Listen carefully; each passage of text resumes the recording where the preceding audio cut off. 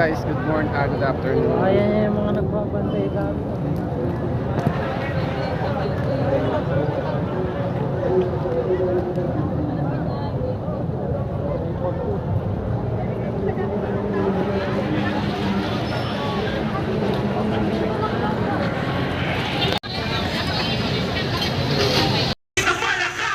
Dapat ay hindi pinipilipit ang batas.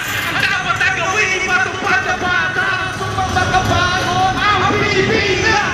Pakinggan niyo ang pagsigaw ng hustisya.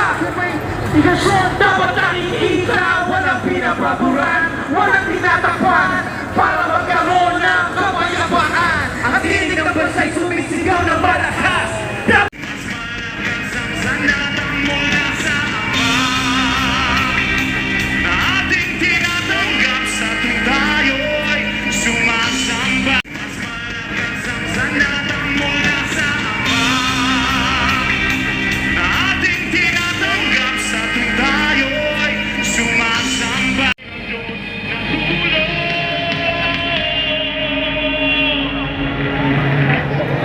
Magaway po tayo lahat!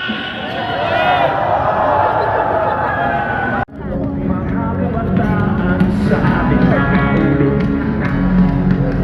kung gusto niyo kaming sigawan, bakit hindi